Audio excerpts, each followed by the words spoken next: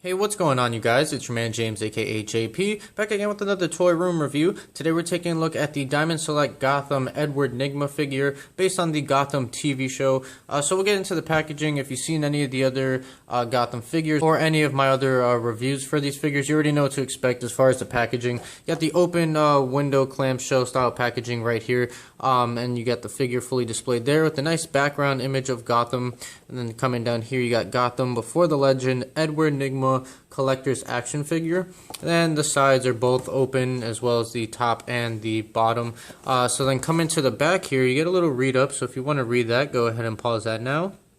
And then you also get a image of the figure right here, and then you see the other two figures from this wave. I've already reviewed Alfred, so if you haven't seen that, be sure to check that out. And stay tuned for Harvey Bullock, he'll be coming up soon.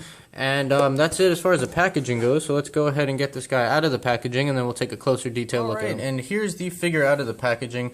So as you can see here, with just like with most Diamond Select figures, you can remove the little nameplate from the packaging and use it to display with your figures if that's something you wanted to do. That's one option you have. And it just, you know, it was taped in there, so you just rip it off with the tape. You're not going to do any damage to it, so that's one really cool option that I've always liked. So you got that right there. And then we also have his accessory right here, which I don't know if it's going to focus in for you guys. There we go. So you get this little coffee mug here with the question mark on there. As you can see, I have some scuffing on it right there, but they're not a big deal. And then the inside, there's even coffee painted in there. And the handle is a little bit of a softer material, but not that bad. So it's a nice little accessory. It is really small, but you got that. That's his only accessory that he comes with. So there's that. Then you also do have his base, if you want to include that as an accessory. You do have the base. It's the same base that came with all the other figures, so nothing new here. Nice street and sidewalk detail, nice black washing on here. You got the peg sticking out. So pretty solid bases. It is going to take up a lot of room on your shelf if you decide to display them all side by side.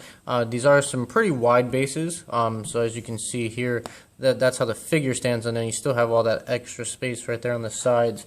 So it is going to take up a lot of room, so I don't display them with the bases just because I don't have the space for the bases.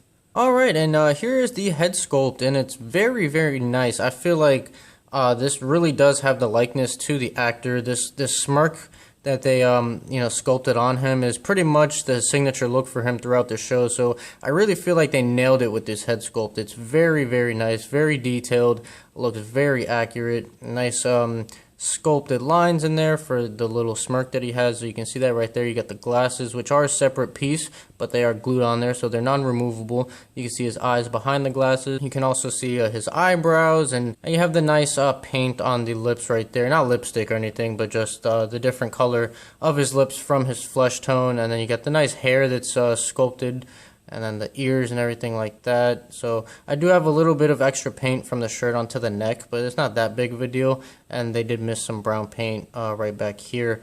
But I mean, other than that, just really, really nice head sculpt. And then coming down here, you have a like a teal color, kind of like a grayish blue for the lab coat, and then you got his green shirt under that. And you have his name tag, which is a separate piece, and it's really small. I don't know if it's going to focus in on it or not, but you actually have an image of him right there, really, really small, but still recognizable and legible. So that's really, really nice. And it's actually a sticker, huh? So yeah, it's actually a sticker, and I almost just peeled that off. So it's a sticker on there. And then you got the pens sticking out of his pocket right there. This jacket is a separate piece. It's a soft rubber material.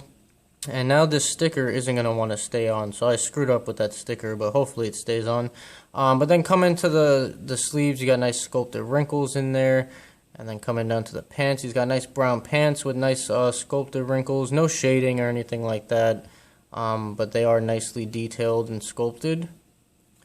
And then coming down to the feet right here, he's got flat black shoes, different from most of the shoes we've seen. Everyone else has had like a shiny gloss paint. This is just a flat black. So that's it. And then you got peg holes on the bottom of the feet. And for the articulation for this guy, it's pretty standard from what we expect. So you got the head that can move left and right, also go up and down. And you get a little bit of neck pivot there, so that's really nice. Then the arms can go forward and back. in and out, and they're not hindered by the jacket, so that's really nice. So you got that right there. You got a single bend right there at the elbow, which also swivels, and then you have his wristed swivel, and they also have a hinge, but it really doesn't go that far. But it is there. You have a torso joint right here that you can get in there, so you can actually feel it moving behind the jacket. No waist joint. You got upper thigh swivel right here, double jointed knees, and these Diamond Select figures have always been really stiff when you first get them out of the packaging. But you got the double jointed knees, nothing in the leg, and then for the feet, they don't really go that far up. They do go down, and you also do have very nice ankle pivot right there. Alright, and for comparison, here is Edward Nygma standing next to Alfred Pennyworth, which I did review a couple days ago, so if you haven't seen that, be sure to check that out. Overall, I feel like they work really nice next to each other. They look great next to each other. I'm not sure if we've ever seen them in the show next to each other. I don't think we have. I could be wrong, but I don't think so. But overall, two really great figures. The only downfall to Alfred is he's just a basic black suited figure. Doesn't have any accessories. At least with Edward here, they included this little coffee mug. So I'm not sure if that's show accurate. I don't know if his coffee mug ever had the question mark on it. But either way, it's still really great to have. But I do recommend picking up this set of figures and also the Wave 1 of figures. And check out the show if you haven't checked out the show. It's one of my favorite shows on TV right now. But anyways, that's it for me. I hope you guys enjoyed this video. If you did, make sure you like, comment, and subscribe. Also, share this video with your friends, and stay tuned for the Harvey Bullock review coming up. If not today, definitely tomorrow. And also, stay tuned for more reviews. I do have a bunch of stuff that I just picked up a few days ago. So I'll be having at least 5 reviews coming in the next few days. So stay tuned for that. And yeah, that's it for me. See you guys next time.